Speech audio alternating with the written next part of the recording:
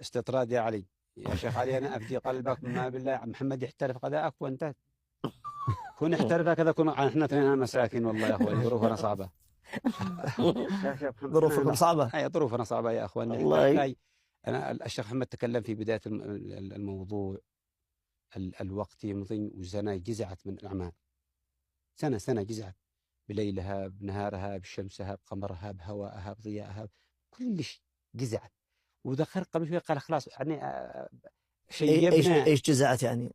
مشيت درجات. أيوة من أعمارنا يعني أيام إحنا دارين. نحمد الله تعالى أن الله أبقانا إلى هذه اللحظة. والله غيرنا راح، غيرنا مات، غيرنا مريض، غيرنا معاق، غيرنا راقد على السرير سنوات والله له أكثر من سنة يتمنى أن يرى أشعة الشمس، غيرنا يتمنى شربة ماء باردة.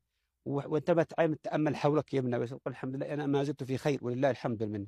وهذه من أعظم المنن أن الله تعالى من علينا بالصحة والسلامة والعافية إلى هذه اللحظة حتى التقينا إحنا هنا مرة ثانية بعد العام الماضي. وكأن تلاحظوا كأنها طيف الخيال من هناك إلى هنا. من يعلم يا قاضي نسأل الله ذلك، نسأل الله السلامة والعافية. قاضي